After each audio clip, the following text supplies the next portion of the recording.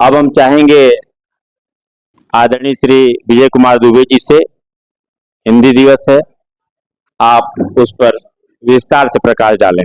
आदरणीय दुबे जी। आज इस हिंदी दिवस के उपलक्ष्य में आज की जो संगोष्ठी है, इस संगोष्ठी की अध्यक्षता कर रहे आदरणीय प्रधानाचार्य जी, वरिष्ठ प्रवक्ता आदरणीय चौबे जी, हमारे मित्र संतोष जी, प्रिय बच्चों एवं छात्राएं। जैसा कि आप लोग जानते हैं कि आज का दिवस जो है वो हिंदी दिवस के रूप में मनाया जाता है। कुछ चीजें मैं बड़ा सारगर्भित बताऊंगा जो आप लोगों के विषय से, जानकारी से, हर चीजों से संदर्भित रहेगा। उसे जरा सा समझना, अगर उचित समझना तो कहीं नोट भी करना। बच्चों, 14 सितंबर को जो है हिंदी दिवस मनाया जाता है। 14 सितंबर 1949 को हिंदी दिवस मनाए जाने की जो है वो हिंदी दिवस को संविधान के रूप में जो है, संविधान में हिंदी दिवस के रूप में इसको मान्यता मिली। और 14 सितंबर 1953 से ये दिवस हमेशा मनाया जाने लगा। लेकिन हम समझे कि क्या 24 जो है 14 सितंबर 1953 या 49 के पहले क्या हिंदी नहीं था? रामचरितमानस वगैरह की रचना तो 500 साल पहले हुई है। तुम लोगों के मन में एक आएगा ये प्रश्न कि आखिर क्यों 49 से मनाया जाने लगा? क्या पहले हिंदी नहीं थी क्या?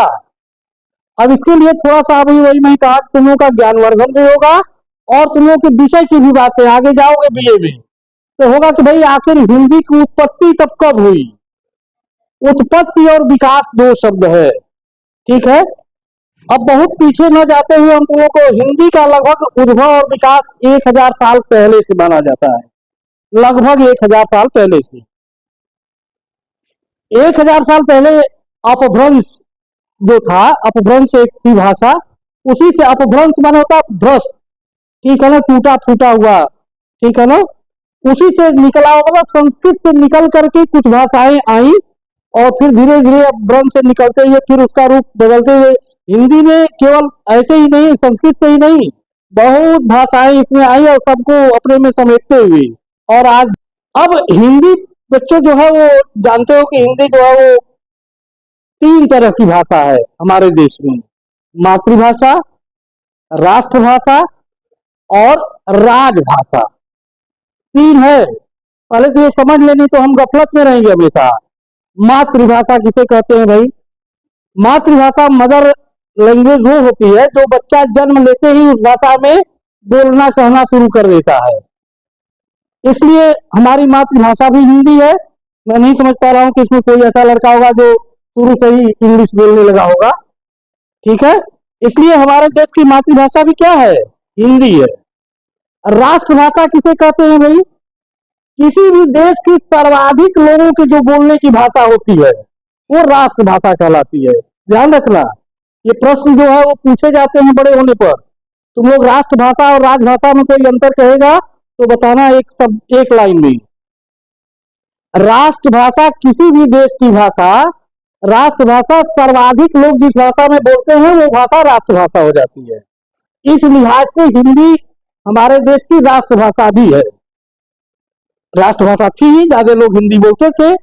लेकिन 14 सितंबर 1949 को अच्छा राजभाषा का इसे जो है वो ओहदा दिया गया।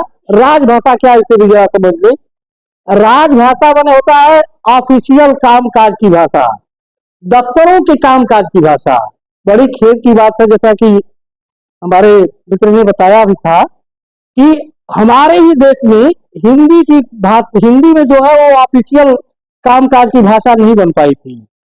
कामकाज की भाषा अंग्रेजी थी और इसके पहले अंग्रेजों के भी पहले जाए तो अरबी, फारसी, उर्दू वगैरह में कामकाज हुआ करते थे न्यायालयों। अब देखो जब बात आगे बढ़ी तो थोड़ा सा जान लो।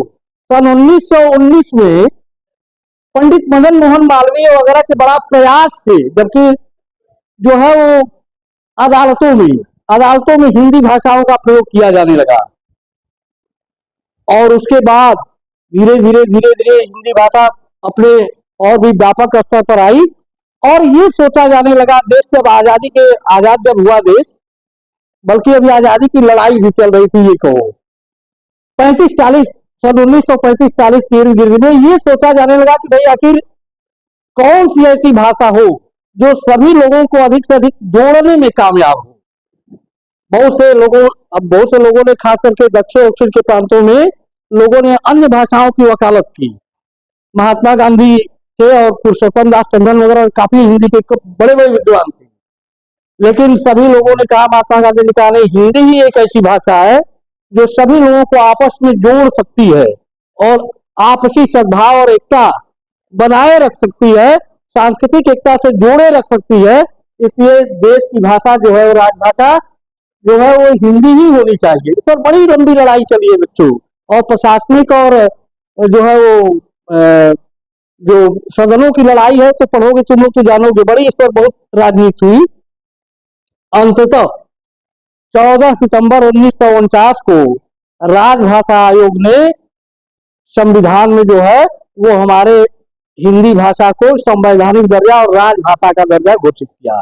मैं समझ रहा हूं तुम लोग जान गए होंगे, मातृभाषा जन्मजात जो भाषा बोली जाती है, राष्ट्रभाषा किसी देश में अधिक से अधिक लोगों के द्वारा बोले जाने वाली भाषा राष्ट्रभाषा होती है, और राजभाषा जो कार्यालयों या दफ्तरों की भाषा होती है उसे राजभाषा कहते हैं। अब ये जानो, अपने ही देश में अब हिंदी भाषा तो हो गई, लेकिन एक और विडंबना देखो कि हिंदी विषय, अभी तुम लोग तो जानते हो, एक पीढ़ी दो पीढ़ी पहले जाओगे तो हिंदी विषय के रूप में विश्वविद्यालयों में नहीं पढ़ाई जाती थी। बहुत पहले का मतलब 1920 से और 50 के लगभग अगर आओ तो इसमें ही तुम लोगों ने नाम सुना होगा एक साहित्यकार का, बाबू श्याम सुंदर दास। इंटरमीडिएट वाले बच्चे जानते होंगे, हाई स्कूल वाले भी जो मेरे द्वारा पढ़ाए होंगे या सर जी ने बताया होगा जानते होंगे। श्याम सुंदर दास वही बनारस के रहने वाले थे। आज भी बनारस के मैदागिन चौराहे पर कभी जाओगे तो नागरिक प्रचारी सभा, हिंदी के प्रचार प्रसार की बहुत बड़ी सभा, बहुत बड़ा, इतना बड़ा गेट लगा है जितना ये रूम है, इतना बड़ा गेट लगा है लोहे का, बड़ा दूरबीन अवस्था में अपनी वो सभा है। हिंदी के प्रचार प्रसार की सबसे प्राचीन संस्था है। तो वही जहाँ हिंदी ये जो है वो जो है ऑफिस है दफ्तर, वहीं पर बीच सड़क पर मैदागिन चौराहे के थोड़ा सा और आगे करीब 50 मीटर बीच सड़क पर एक प्रतिमा है, कभी जाना बनारस में देखना, वो बाबू श्याम सुंदर दास की है। तुम्हारे पाठ में भी है श्याम सुंदर दास, इंटर वालों की। श्याम सुंदर दास जब बीएचयू में काशी हिंदू विश्वविद्यालय में जब हिंदी विभाग के हेड ऑफ डिपार्टमेंट थे, तो उनके और उनके साथियों से, खास करके उनके बड़े अथक प्रयासों से ये हिंदी विषय वहां चलना शुरू हुआ विश्वविद्यालय में। ये तुम लोगों को मैं बताऊं, मतलब 1950 के पहले और जैसा जाओ, अगर 20 उसके पहले जाओ तो ये विश्वविद्यालयों में हिंदी भाषा के रूप में नहीं थी, विषय के रूप में नहीं, भाषा के रूप में थी, विषय के रूप में नहीं थी। अब सोचो, अपने देश में हिंदी विषय के रूप में विश्वविद्यालयों में नहीं पढ़ाई जाती थी, इतनी दुखद बात है। लेकिन जब हेड ऑफ डिपार्टमेंट बने श्याम सुंदर दास जी, तब इन्होंने जो है काशी हिंदू विश्वविद्यालय में हिंदी को एक विषय के रूप में तब मान्यता दी, और बहुत से विश्वविद्यालयों में और देश में बहुत से विश्वविद्यालयों में, तमाम विश्वविद्यालयों में, और आज ये लगभग 175 से 200 विश्वविद्यालयों में पूरे विश्व में हिंदी जो है विषय के रूप में पढ़ाई जाती है। ये बड़े गर्व की बात है। अब दूसरे पहलू पर इसके आते हैं। अभी हमारे प्रधानाचार्य जी ने कहा कि हिंदी जो है वो बड़ी वैज्ञानिक भाषा है, कैसे कंठ से निकलती है, कहाँ से निकलती है। तुम लोग तो अभी इसके बारे में बहुत संक्षिप्त जानते हो। मैं बताऊं, जो 14 माहेश्वर सूत्र है, पहले पढ़ाए जाते हैं 14 माहेश्वर सूत्र, उसी से वर्ण, स्वर और व्यंजनों की जो है स्वर और व्यंजन वहीं से निकले। बहुत ही वैज्ञानिक भाषा है, मैं बता दे रहा हूं। अभी देखो, अंग्रेजी में तुम लिखोगे BUT तो कहोगे बट, लेकिन PUT तो कहोगे पुट। PUT भी पट बोल सकते हो क्या? BUT बट कहेंगे, लेकिन PUT पुट कहेंगे। मतलब जो लिख रहे हैं वो बोल नहीं रहे, जो बोल रहे हैं वो लिख नहीं रहे। लेकिन हिंदी में ऐसा नहीं है। हिंदी में हम जो बोलते हैं वही लिखते हैं, और जो लिखा रहता है उसी का उच्चारण करते हैं, वही पढ़ते हैं। इसलिए हिंदी जैसी वैज्ञानिक भाषा तो खैर है ही नहीं, है भी क्यों, होती भी क्यों नहीं। हिंदी जो है कहा जाता है कि भगवान शंकर के डमरू से वो जो है इन स्वर और व्यंजनों की उत्पत्ति हुई है। 14 माहेश्वर सूत्र पहले उत्पन्न हुए, तब उसके बाद स्वर और व्यंजनों की जो है स्वर और व्यंजन आते हैं, और तब उसके बाद जा करके जो है ये तब भाषा का रूप लेती है। तो फिर इस भाषा का तो खैर किसी भाषा से कोई तुलना ही नहीं, व्याकरण के दृष्टिकोण से कहना ही नहीं है। अभी तुम लोगों को मैं एक समझने का उदाहरण बताया, BUT बट, देखो अंग्रेजी में कहते हैं BUT बट, लेकिन PUT पट नहीं बोलते। मतलब जो लिख रहे हैं वो BUT बुट लिख रहे हैं लेकिन बोल रहे हैं बट, जो लिख रहे हैं बोल नहीं रहे। PUT पुट, जो बोल रहे हैं वो लिख नहीं रहे। लेकिन हिंदी में ऐसा नहीं, हिंदी में जो लिखेंगे वही बोलेंगे, जो बोलेंगे वही लिखेंगे। अब हम आते हैं जरा सा दूसरे पहलू पर हिंदी के। हिंदी भाषा जो है, तुम लोगों ने भारतेंदु हरिश्चंद्र का नाम सुना होगा, सभी लोगों ने सुना होगा। आधुनिक हिंदी के जनक माने जाते हैं। संजोग से जिस काशी से हम और शर्मा जी निवास करते हैं वहीं के उत्पन्न हुए थे। भारतेंदु हरिश्चंद्र ने कहा, निज भाषा उन्नति है। हाई स्कूल में मैंने पढ़ा भी होगा या और छोटे क्लासों में भी है। निज भाषा उन्नति है, सब उन्नति को मूल, बिन निज भाषा ज्ञान के मिटे नहीं अति सूल। उन्होंने कहा कि भाई और भाषाओं को तो पढ़िए, और कब कहा, जब देश अंग्रेजों के अधीन था, कहने की छूट नहीं थी इस तरह की। भाषा पर इस तरह के बोलते तुरंत हथकड़ी लग जाती। लेकिन उस समय भी हमारे साहित्यकारों ने अपनी भाषा की कैसी वकालत की। उन्होंने लिखा, निज भाषा उन्नति है। निज भाषा माने हिंदी भाषा, अपनी भाषा में उन्नति करो, निज भाषा उन्नति है, सब उन्नति को मूल। उन्होंने कहा सब उन्नति हो जाएगी, पहले अपनी भाषा को रिच बनाओ, अपनी भाषा में कार्य करो, अपनी भाषा में बोलो, अपनी भाषा में लेखन का कार्य करो। उन्होंने कहा, बिन निज भाषा ज्ञान के, बिना अपने भाषा के ज्ञान के मिटे नहीं अति सूल। जो हमारे हृदय में एक सूल है, जो कांटा है, जो चुभन है, वो नहीं मिट सकती। अपने भाषा में कार्य करो। ये वैसे साहित्यकार ने बड़े चालाकी से उस समय में ये दोहा लिखा। और अब उसका धीरे जब इसको राजभाषा की मान्यता मिल गई बच्चों, तो उसके बाद धीरे धीरे हुआ क्या, इसकी कैसे विश्वसनीयता और कैसे जो है इसका ग्राफ बढ़ता गया हिंदी का। आज देख रहे हो कि जो जितने भी इंटरनेट, ट्विटर, इंस्टाग्राम वगैरह के माध्यम में सारे से सारे लोग इससे जुड़ रहे हैं, अधिक से अधिक लोग जुड़ रहे हैं। यहाँ तक कि IAS वगैरह और IAS की परीक्षाओं में, बड़े बड़े कंपटीशन के परीक्षाओं में ये कहा जाने लगा कि नहीं, वो इंग्लिश में भी पेपर रहेगा, हिंदी में भी रहेगा। इंजीनियरिंग और डॉक्टरी की पढ़ाई में भी हिंदी में भी हो गया। ठीक है, सुप्रीम कोर्ट ने भी कहा था कि भाई फैसले जो आते हैं वो मुवक्किल जान ही नहीं पाता कि फैसला में क्या है, कैसे है, इसलिए ठीक है फैसला आ गया, नहीं जान पाता, इसलिए हिंदी में भी उसकी प्रतिशत दी जाए। तो ये तमाम इस तरह की जो है वो अब चले, अब एक मतलब एक इस तरह की जो है वो गति से मिली हिंदी को और लोकप्रियता मिली कि अब हिंदी में जो है वो काफी हम आगे बढ़ चुके हैं। और तुम लोगों को बताऊं, हिंदी में हमारे और मित्र सारे लोग जानते होंगे, कई ऐसे साहित्यकार हुए, देवकी नंदन खत्री वगैरह का नाम तुम लोगों ने सुना होगा। मैंने एक एक नंबर के टेस्ट में पढ़ाया इन नामों को। इनकी रचनाओं को पढ़ने के लिए कितने साहित्यकार जो है हिंदी को सीखे, हिंदी को सीखे इनकी रचनाओं को पढ़ने के लिए। और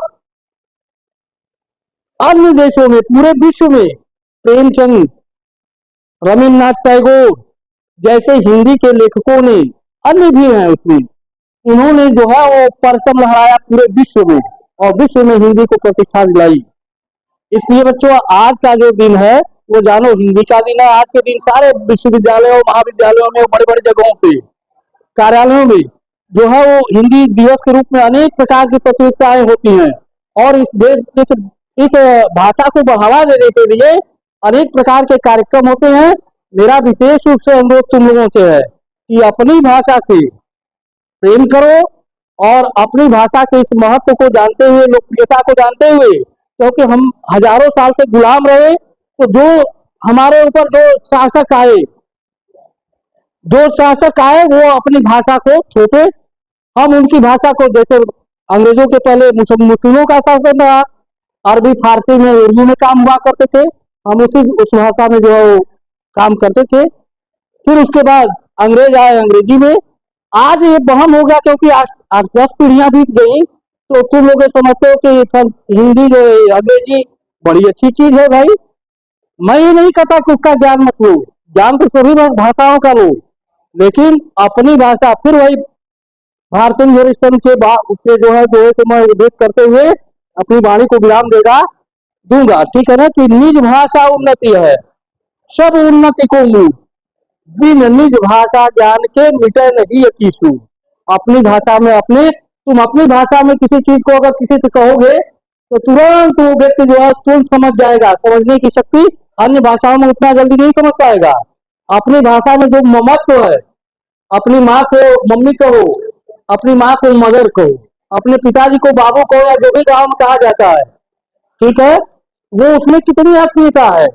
मैं समझ रहा हूँ इंग्लिश की भाषा में कोई डैडी मैम पापा कहो, ये बात नहीं है। इसलिए अपनी भाषा को रीच करो।